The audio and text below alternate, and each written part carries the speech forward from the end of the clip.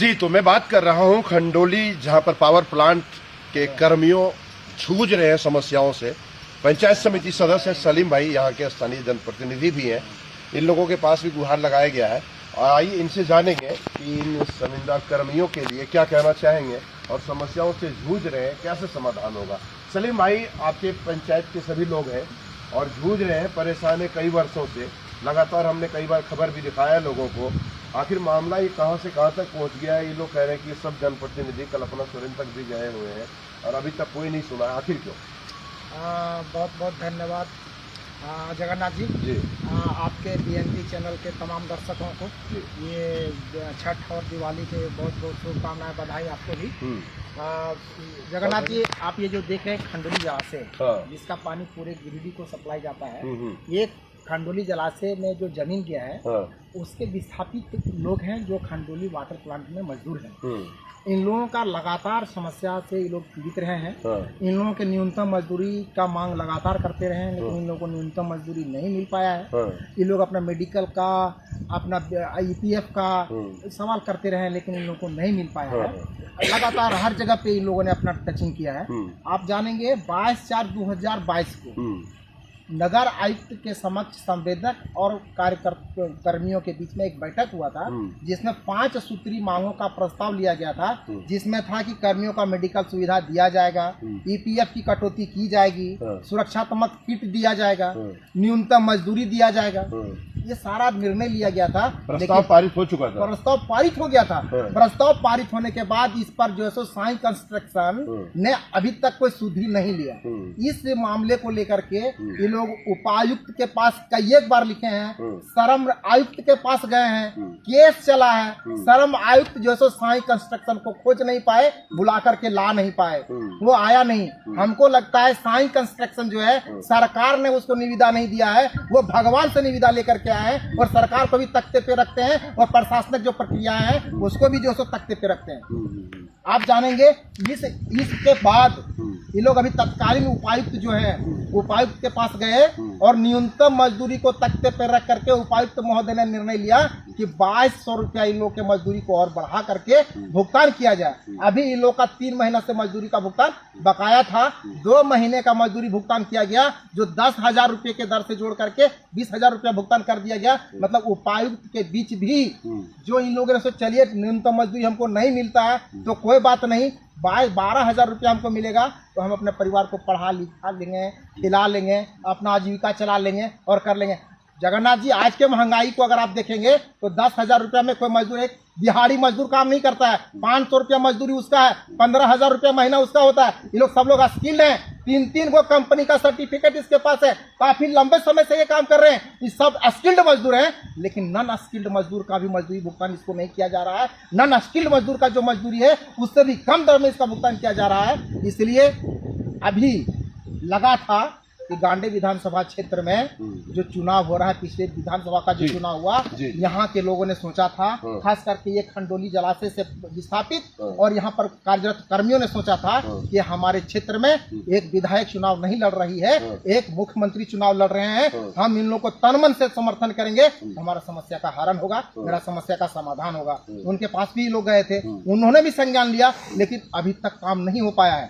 हम एक बार कल्पना मैडम से हाथ जोड़ करके निवेदन करना चाहते हैं कि मैडम, मजदूर लोग कोई दहाई दिशाएं नहीं, न्यूनतम मजदूरी का बात कर रहे हैं और न्यूनतम मजदूरी भुगतान के लिए आप आगे आए और आगे बढ़ करके काम करें और मजदूरों को जो है भुगतान करवाएं न्यूनतम मजदूरी।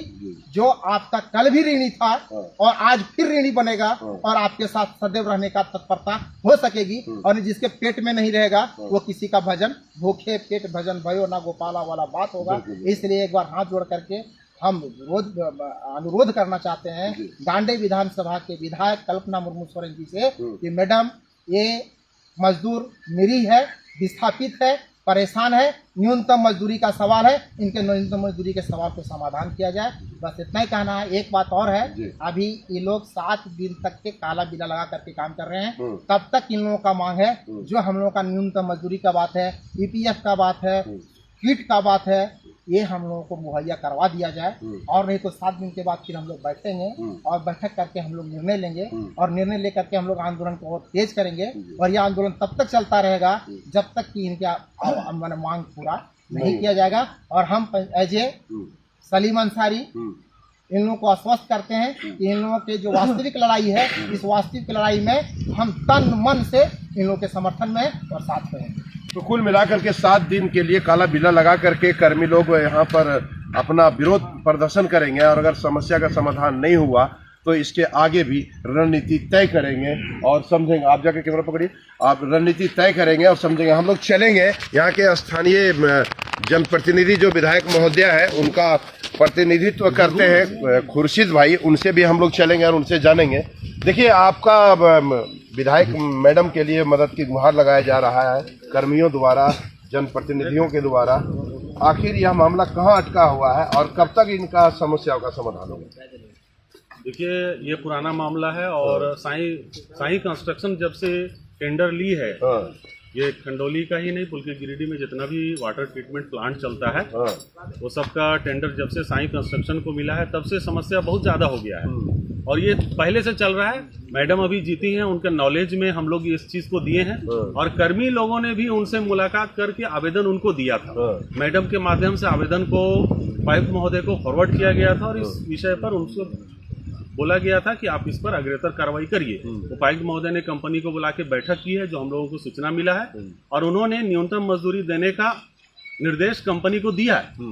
लेकिन कंपनी का जो हठधर्मिता इतना है कि उपायुक्त महोदय के द्वारा निर्देश देने के बाद भी कंपनी के खिलाफ आप अपना मैडम को, विधायक मैडम को क्यों नहीं अवगत कराते? अभी तुरंत आज हम लोग फिर सूचना करेंगे। उपायुक्त महोदय के निर्देश के बाद कंपनी ने इन लोगों के खाते में 2 दिन पूर्व वो पुराना राशि जो था न्यूनतम मजदूरी से कम वाला वही भुगतान किया है। इसकी सूचना हम लोग उपायुक्त महोदय को भी देंगे कि आपके निर्देश के बाद भी ये लोग कंपनी नहीं सुना, और मैडम को भी आज हम लोग इसका सूचना देंगे, क्योंकि इनके द्वारा लिखित आवेदन दिया गया है। हम लोग उस आवेदन को मैडम तक पहुंचाएंगे, और निश्चित रूप से कोई नहीं बच सकेगा। निश्चित तौर पर कार्रवाई होगी कंपनी पर, साई कंस्ट्रक्शन रहे या इससे पहले जो कंपनी है उसने भी 1 महीना का पैसा बाकी रखा है। आपको जानकारी है विधानसभा में भी यह पानी का मामला गूंजा, विधानसभा में इस विधानसभा में भी सरफराज साहब विधायक थे, उन्होंने भी इसको उठाया था, और उसी समय से ये चल रहा था। बीच में शिथिल पड़ गया था, लेकिन जब मैडम आई है तो फिर से इसका सुगबुगाहट चालू। क्या लग रहा है मैडम से समाधान हो पाएगा? निश्चित समाधान होगा। कोई साई कंस्ट्रक्शन हो या जो भी हो, कोई किसी भी परिस्थिति में उसको नहीं बख्शा जाएगा, और जो